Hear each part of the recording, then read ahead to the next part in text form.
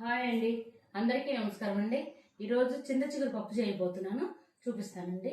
ఈ గ్లాస్ పప్పు తీసుకున్నాను, నేను కడిగి పెట్టుకున్నానండి. కందిపప్పు ఇది స్టవ్ మీద పెడదామండి, తొందరగా ఈజీగా అయిపోయింది.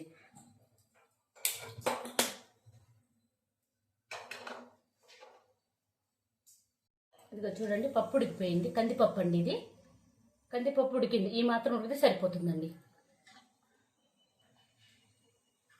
చింత చిగురు కడిగి పెట్టుకున్నానండి. నేను తీసుకున్న గ్లాస్ పప్పుకి కరెక్ట్ సరిపోతుందండి. నాకు గ్లాస్ పప్పుకి కరెక్ట్ సరిపోతుంది. కడిగి పెట్టుకున్నా.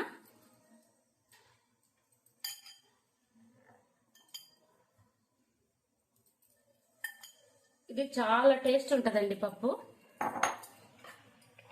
పసుపు అండి,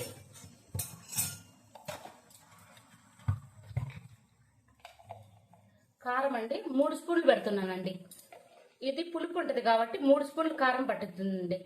అందులో ఇది చిన్న స్పూను. రుచికి తగ్గట్టు ఉప్పు అండి. ఒక ఉల్లిపాయ అండి 4 ముక్కలుగా కట్ చేసి వేస్తున్నా. ఇంతేనండి. ఉడికిన తర్వాత ఎనుపుకుందామండి. ఇంకా ఇదిగోండి ఉడికింది, స్టవ్ ఆఫ్ చేస్తున్నానండి. ఎనుపుకోవడమేనండి మెత్తగా. ఇదిగోండి పప్పు మెత్తగా ఎనిపి పక్కన పెట్టేసుకున్నానండి. ఆయిల్ పెట్టాను చూడండి. పప్పుకు సరిపడా ఆయిల్ పెట్టుకున్నా. ఆయిల్ కాగిందండి. తాలింపు గింజలు వేస్తున్నాను చూడండి. ఇదిగోండి ఉల్లిపాయ, చిన్నుల్లిపాయ, ఎండుమిరపకాయ, కరివేపాకు అండి. ఈ 4 వేస్తున్నా. ఈ పప్పుకి ముఖ్యంగా ఉల్లిపాయ ఎక్కువ పడాలండి. ఉల్లిపాయ, చిన్నుల్లిపాయ టేస్ట్ బాగుంటుందండి. వేస్తున్నాను. ఇది ఎర్రగా వేగనిద్దామండి. తిరగబాత ఎంత బాగా ఎర్రగా వేగిందండి. ఇది బాగా ఎర్రగా వేగితేనే రుచి అండి. పప్పుకి ముందు మెయిన్ టేస్ట్ తాలింపు బాగా ఎర్రగా వేగడం అండి. ఇదిగోండి ఇది మెంతిపిండి, వేయించి పెట్టుకున్న మెంతిపిండి అంటే నేను ప్రతిసారి అన్ని కూరలలో వాడతానండి. ప్రతి ఒక్క కూరలో వాడతాను.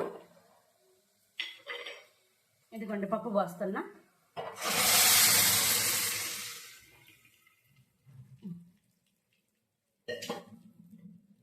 చూడండి ఎంత బాగుందో, భలే టేస్ట్ అండి పప్పు కూడా. స్టవ్ ఆఫ్ చేస్తున్నా. ఇదిగోండి నేను చేసిన పద్ధతిలో చూసి చేయండి, చాలా బాగుంటుంది పప్పు. నచ్చితే లైక్ చేయండి.